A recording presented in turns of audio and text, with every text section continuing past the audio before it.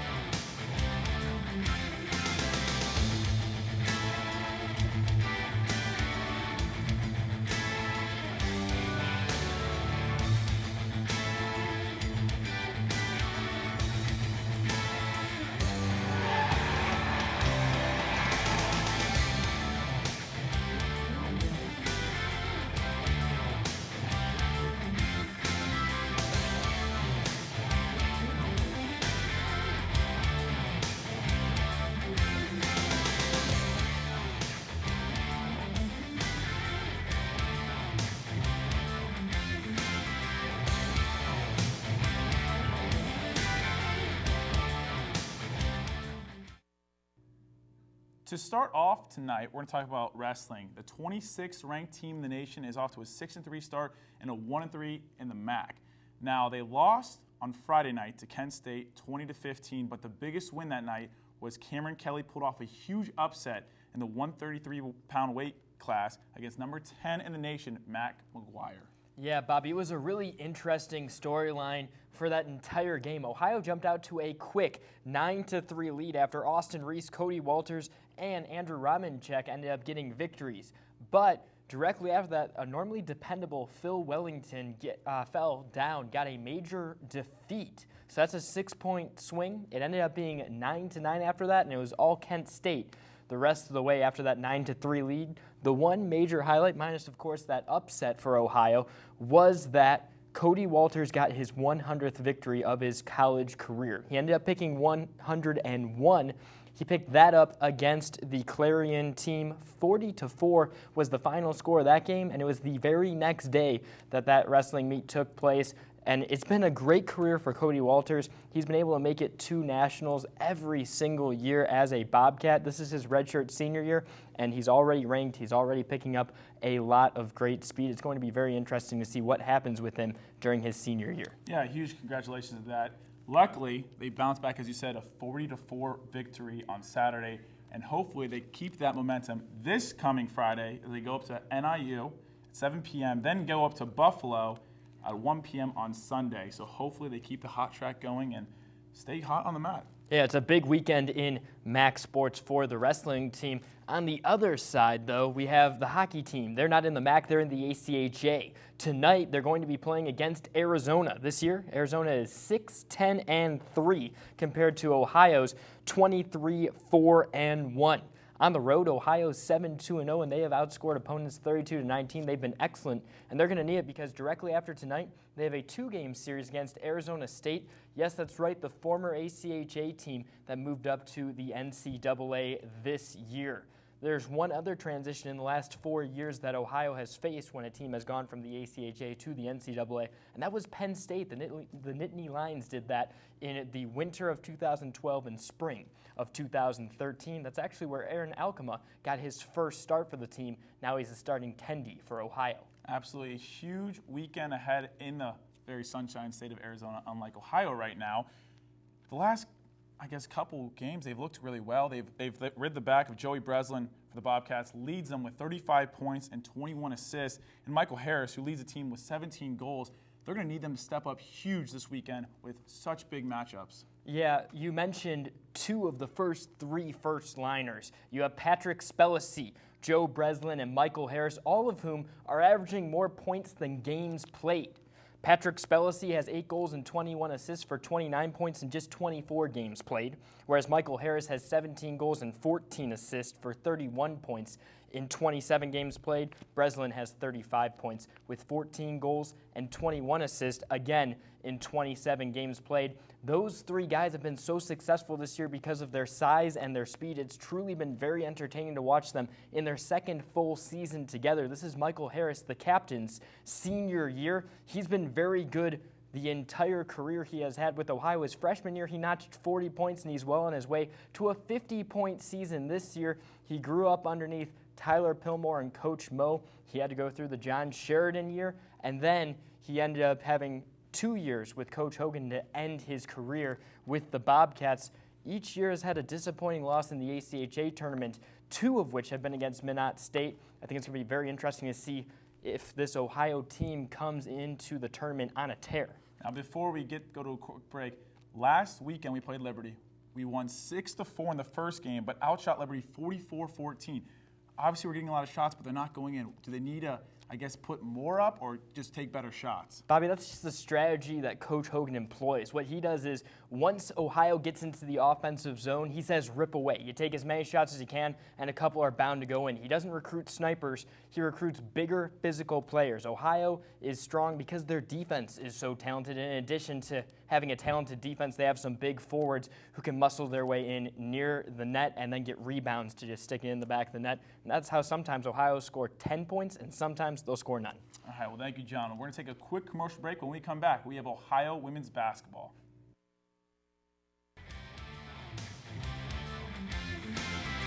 So, I'm kind of new here, but I've noticed a trend. My human does this funny thing where she goes around and gets all my toys, and then she hides them in that basket by the door.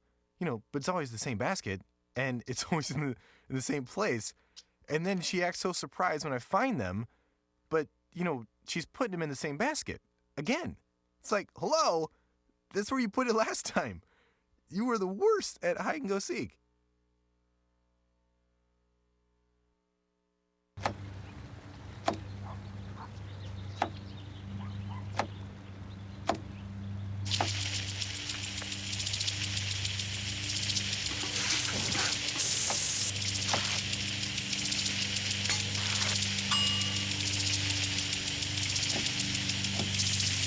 Clean kitchen surfaces, utensils, and hands with soapy water. 1 in 6 Americans will get sick from food poisoning this year. Keep your family safer. Check your steps at foodsafety.gov. Hello and welcome back to Ohio Sports Zone. I'm John Kosas alongside Bobby Levine. We talked a lot about a couple teams and their success in the past couple of weeks earlier in the show. Now we're going to talk about a team that has not only been successful in the last couple of weeks, but has been successful all year long. That's right, we're talking about the Ohio women's basketball team. Behind Kiana Black, a senior this year, they have been unstoppable. They are now 6-0 in MAC play. By the way, that is the best start in school history in MAC play for this Ohio squad. And last week, they had a great game against Kent State. They scored over 90 points in the game, and they nailed 17 three-pointers. That's not only good for a school record, that's good for a MAC record. Bobby, talk to me a little bit about how exciting this team has been this year. Unbelievable season so far. Again, a 14-3 start and a 6-0 MAC record. Unbelievable. What happened was 2 games ago, they hosted Central Michigan on Saturday. They were down 10 points with 4 minutes to go, ended up shutting out Central Michigan, forcing it into overtime and winning by 2, 86-84 in an overtime classic. One of the best games I've ever seen by these women's play. And as you said, last night, they ended up going up to Kent State and beating them really bad, a 39-point victory. And they've been just on a roll. Kiana Black has been an all-star so far.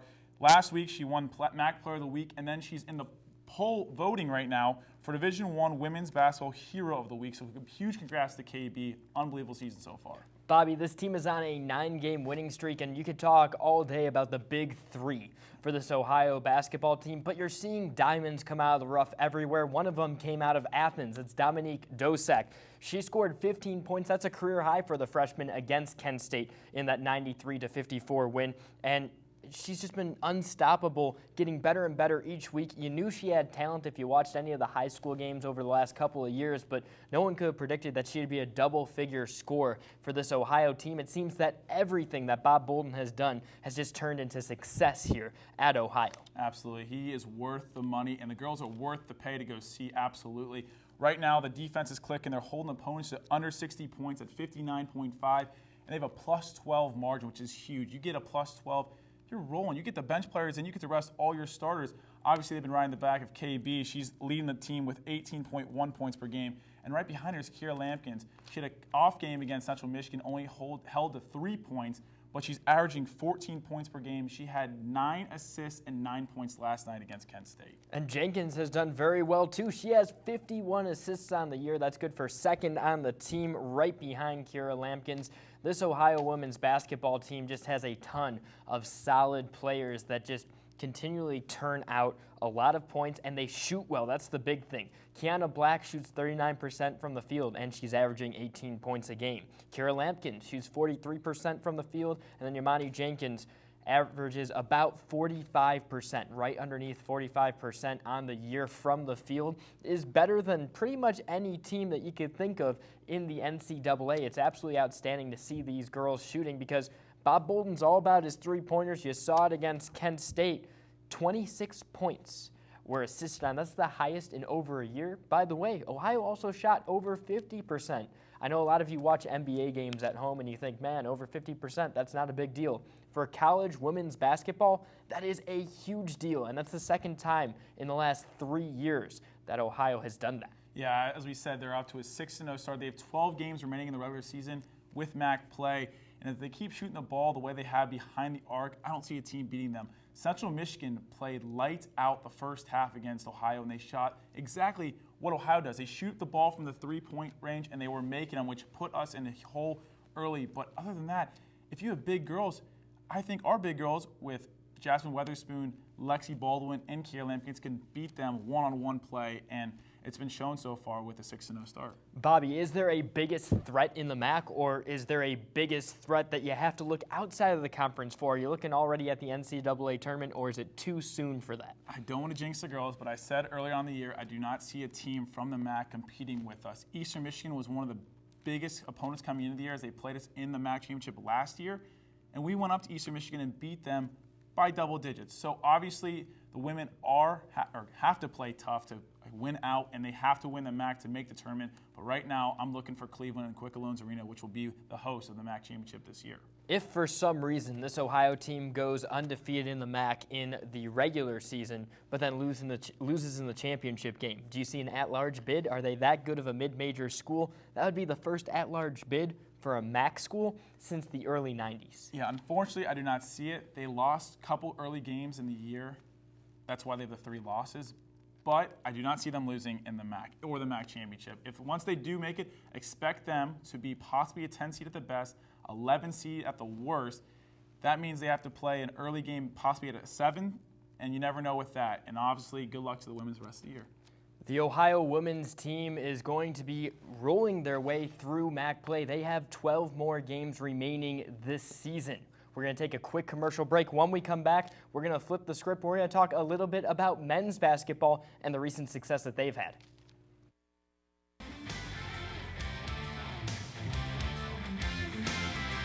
So, I'm kind of new here, but I've noticed a trend.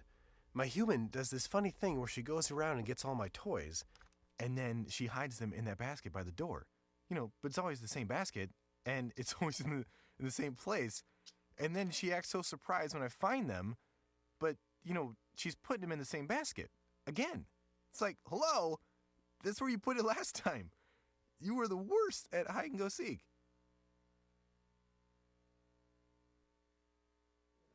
I didn't see you there. Ever wonder what really happens in the world? Ever wonder what the media is keeping from you? Well, look no further than AVW's News Time for all your answers. Ohio University's most reliable source of unreliable news.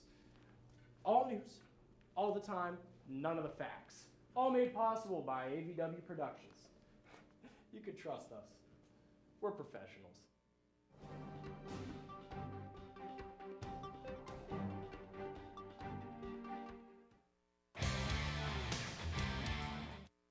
I'm Bobby Levine alongside John Kostas as always, and we're going to be talking about men's basketball right now. They are 11-6 overall, a 2-3 record in the MAC, and they just came off beating Western Michigan this Tuesday, 82-64. John, how'd that happen? Well, Western Michigan has had Ohio's number since the 2013 MAC tournament. That's the last time Ohio has beaten Western Michigan in a basketball game, and it's been a while for football as well. But Ohio came out strong, something they've done in recent games, and they actually finished a game for the first time in a long time. Ohio ended up getting a big help from Antonio Campbell, though. Campbell had his 8th double-double on the year, and in addition to having that double-double, he had a career-high 16 rebounds while shooting 8 for 11 from the floor. I've talked about it on The Insider a couple of times before. Antonio Campbell needs to have big games in order for this Ohio team to win. They are young, they are extremely athletic, they are talented, but they lack mental maturity. They need the older guys to step up. With Treg Setti playing the way he has been playing, it's just not enough. Antonio Campbell is the leader on this squad right now. And talking about leaders, you have your point guard, Jaren Simmons, scoring 24 points this past game. Great showing from him. And Gavin Block with 16. How do they need to step up to help this team? Obviously, Antonio Campbell is the big weight on the team, the center, the big boy down low. But how do these guys need to help step up and carry these Bobcats into March? Well, Gavin Block is playing the sixth-man rule perfectly right now. 16 points off the bench is what you want.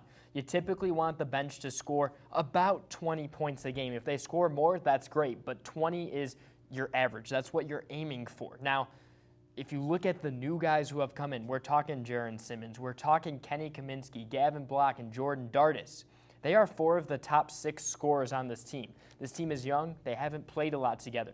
That means chemistry is still an issue. Throughout MAC play, it should get better, which means the record should start to improve. You saw it at the end of regular play, non-conference play. You saw that. In the MAC, it's going to be more difficult. You're playing teams with the same talent level as you, the same size as you are. That means that you have to really work on ball movement. That is why Simmons has been so big for this Ohio team this year. They haven't had a true point guard since DJ Cooper. How many assists per game did DJ Cooper average? Oh, about 7.7. Where is Simmons? 7.4 per game. Now, I'm not saying he's the second coming of DJ Cooper. I'm not saying this is a Sweet 16 team this year, but I am saying that this team is athletic enough to surprise people come MAC tournament time if they work on their mental maturity. And you hope to see DJ Cooper a little shining out of there. Mr. Simmons, as you said, is averaging 7.4 assists per game, and that is 3rd in NCAA. It's huge for them. Obviously, you like to dish the ball off and get points that way.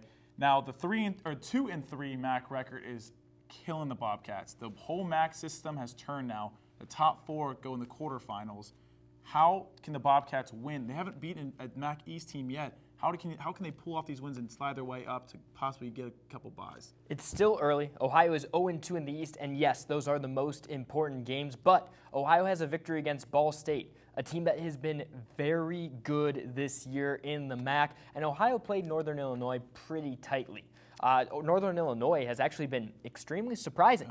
I thought that after last year and after their lack of a good recruiting class that Northern Illinois would be another bottom dweller team in the MAC this year, and it looks like they are going to be competing with Central Michigan for the MAC West regular season title. It's going to be interesting to see how it all shakes down, but Ohio does have a game against Miami coming up. Miami is the only team in the MAC that does not have a MAC win yet.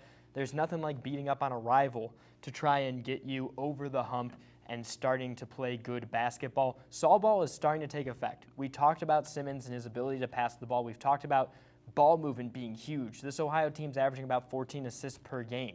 That's way more than it was last year, and look at the success. Ohio already has more wins than they did all of last year. Once you get Saul Phillips guys in the game, then it's just a matter of playing in his system, and right now you can see Saul Phillips is going to be a solid MAC coach. Yeah, talking about last year with 10-20 record, and you couldn't get a win streak going at all. And this past year, they had the first 2 game losses in a row, which is great to see from the Bobcats. Hopefully they can carry the momentum going forward. I mean, you put up 82 points a game like they did this past Tuesday.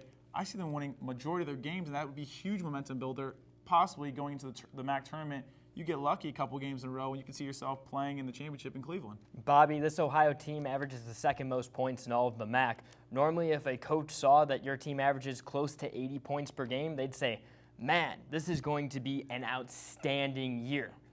But Ohio's perimeter defense is very bad. They've allowed more three-pointers than any other team in MAC play. They haven't been tightening it up, whether they're in man or whether they are in zone. They're an extremely athletic team, and especially in the front court, with Wadley coming off the bench, this team is a great-sized team. Yeah. The only question is, can they put the effort in? Can they start tightening up on defense? Because if they don't, it will be another early exit in the MAC tournament for this squad. Well, hopefully they can get it started this weekend as they go up to Central Michigan Saturday at 4:30, then to Toledo next Tuesday at 7 p.m.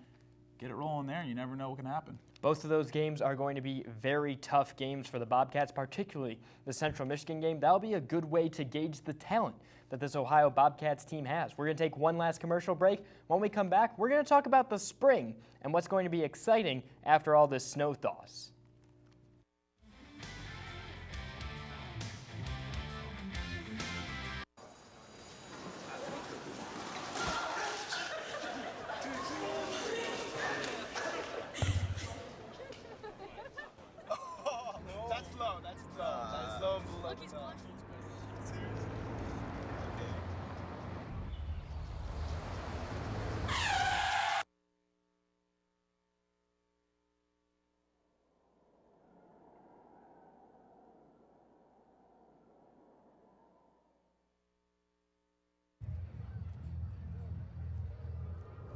Looking for these?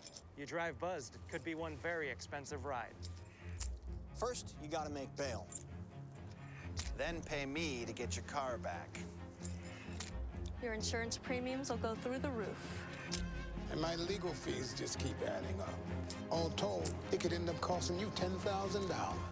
Nothing kills a buzz like getting pulled over for buzz driving, because buzz driving is drunk driving. Toucan Sam. What's it take to get some hunky construction equipment up in here, huh? I hope you're joking. I think we need to follow the advice of Jesus and get down, girl. Go ahead, get down. Please state your name and the role you're auditioning for. Hi, my name is Christopher Walken. What if it is Loch Ness Monster? I mean, I got some shopping to do at Whole Foods, but I'll join in. What to my captain? I'm right then. I knew I was right.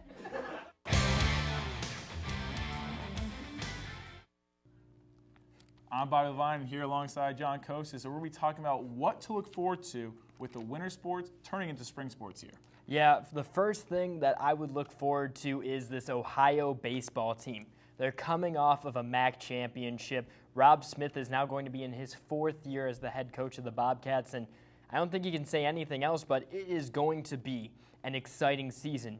Yes, you graduate your top bullpen guy, and Logan Cozart, the guy who started off as an infielder for this Bobcats team, transitioned to a pitcher, and until his junior year didn't see any success. And then his senior year, he saw a sub-2 ERA out of the bullpen, more than 1 strikeout per inning pitched, and he often closed the game out with 6-out saves. He was absolutely outstanding. Last year, he got drafted in the 19th round by the Colorado Rockies.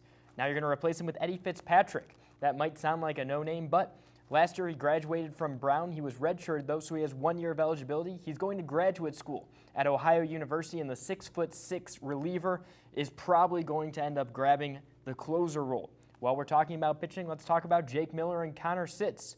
Both are back. Both had sub-3.5 ERAs all of last season amid all of the Bobcats' up and down season, because for a while they were pitching really well. For a while they weren't pitching very well, and that's what really ultimately was the downside to their tournament play. But the bats are all back. You have Mitch Longo, who hit .357 last year. Jake Madsen, who hit .323.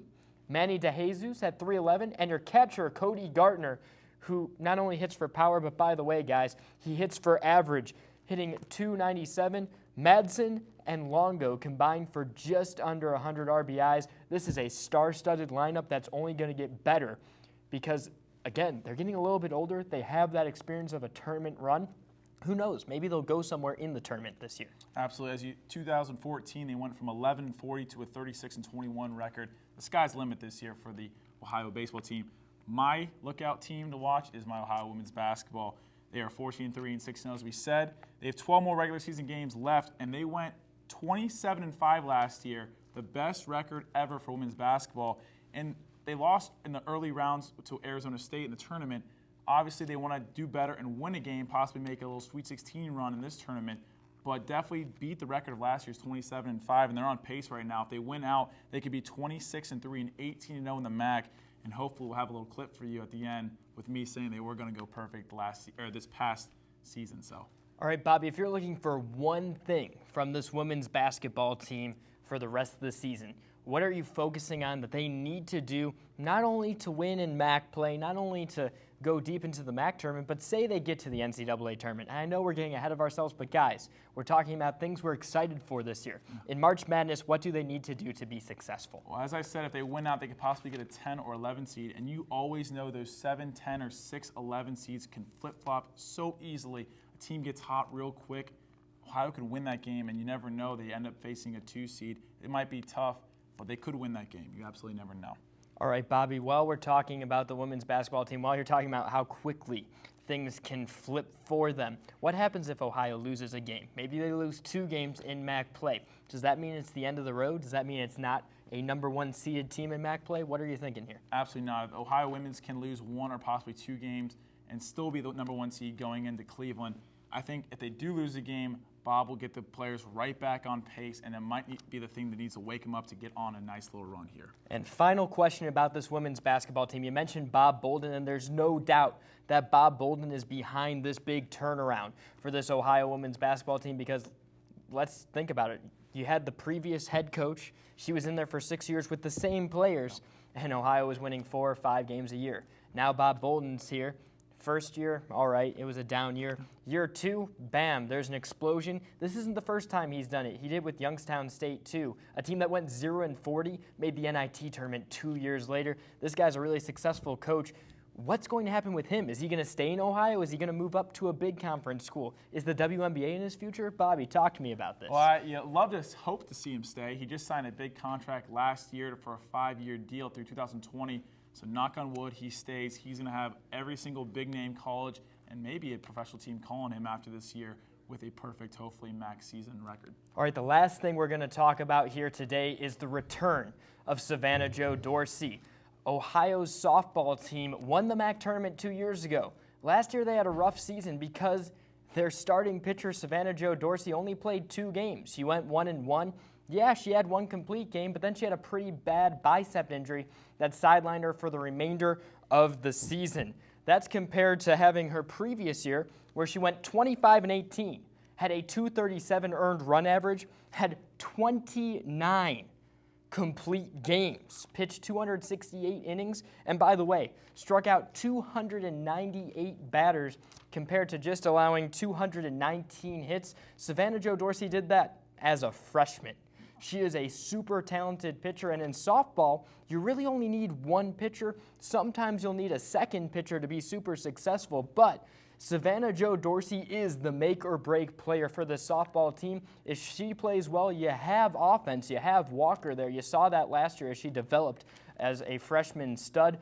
Now you just need the pitching, and if Savannah Jo Dorsey comes back to form, I think this Ohio team's going to be solid. Absolutely. It's a day and night from when she plays and when she doesn't play. 32-26 2 years ago when she did play, and a 15-32 record this past year. So as she stays healthy, the sky's also the limit for them. So hopefully she comes back ready to go. That's all the time we have for this week's episode. Go out to the games and tweet us at #OSEPicks, and that will be loved by us. Thank you. See you next week, next Thursday. Same time, same place. Have a good night.